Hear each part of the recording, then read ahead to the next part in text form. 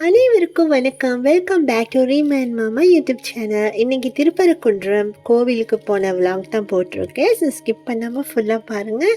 ரொம்பவே அழகாக இருக்கும் கோவிலை. என்னால் முடிஞ்ச அளவுக்கு வீடியோ பண்ணி போட்டிருக்கேன். நாங்கள் முருகப்பெருமானுக்காக 21 நாள் விரதம் இருந்து மாலை போட்டிருந்தோம். சின்ன சின்ன தடங்கள் வந்தது அந்த விரதத்தை முடிக்க முடியாதபடி. ஆனால் அந்த தடங்களையும் தாண்டி 21 நாளும் முருகப்பெருமானுக்காக நெய்வேத்தியம் வச்சு சக்கோண கோலம் போட்டு தீபம் ஏற்றி விரதம் இருந்து நல்லபடியாக அந்த விரதத்தை முடித்தோம். இப்போ கூட நாங்கள் திருப்பரங்குன்றம் போகிறோம் அப்படின்னு நாங்கள் நேர்ந்து தான் இந்த மாலையே போட்டோம். ஆனால் திருப்பரங்குன்றம் போக முடியாத சூழ்நிலை மாதிரி வந்தது. கொஞ்சம் அந்த இடத்துல பிரச்சனை அப்படின்னு சொல்லி வந்தது.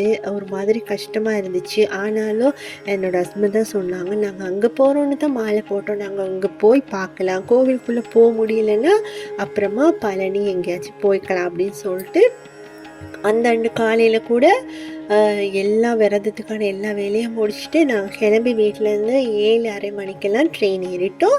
திருப்பரங்குன்றம் போய் சேரும்போது பகல் 2:30 மணி ஆயிடுச்சு.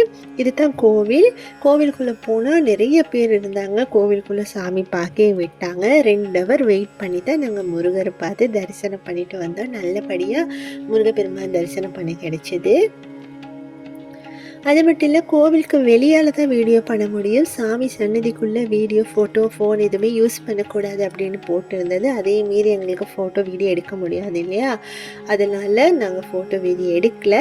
உள்ளே போய் சாமியை கூட ஒரு 10 செகண்டுக்கு அதிகமாக பார்க்க முடியல. அவ்வளோ பேர் வந்திருந்தாங்க. ஸோ அவசரமாக பார்த்துட்டு போக சொன்னாங்க. அதனால் நல்லபடியாக சாமியை பார்த்து வேண்ட மட்டும்தான் டைமும் கிடச்சிது.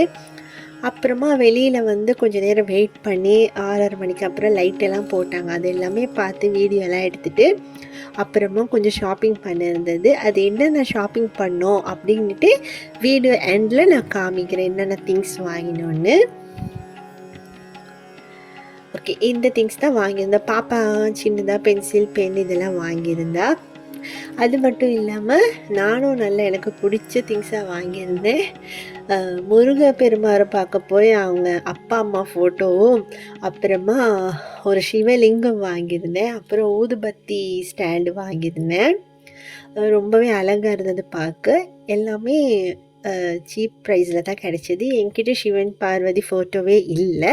அப்புறமா பூஜை ரூமில் சிவன் பார்வதி ஃபோட்டோ வைக்கிறதுக்கான எந்த சாமி ஃபோட்டோ வைக்கிறதுக்கான ஸ்பேஸும் பூஜை ரூமில் இல்லை. அதனால் குட்டியாக சிவன் பார்வதி ஃபோட்டோ அப்புறமா அழகாக கிளாஸில் லிங்கம் வாங்கிட்டு வந்திருந்தேன். ஏன்னா என்கிட்ட சாமி ரூமில் இல்லாதது இது தான். அப்புறம் பார்த்திங்கன்னா, நான் முருகப்பெருமான் 6 படை வீட்டில் 3 படை வீட்டுக்கு போயிருக்கேன். திருப்பரங்குன்றம், திருச்செந்தூர், சுவாமிமலை. அதில் திருச்செந்தூர் எங்கள் அண்ணன் இருக்கிறதால அடிக்கடி போய் பட்டிருக்கு.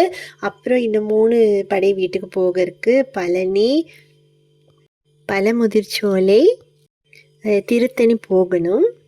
கண்டிப்பாக வர அடுத்தடுத்த வருஷமெல்லாம் அதுக்கு மாலை போட்டு போக முருகர் எங்களுக்கு அருள் தரணும்னு வேண்டிக்கிறேன். அது மட்டும் இல்லாமல் நீங்கள் இந்த 6 படை வீட்டில் என்னென்ன படைக்கு போயிருக்கீங்கன்னும் இந்த வீடியோ பிடிச்சிருக்கான்னு கமெண்ட் பண்ணுங்கள்.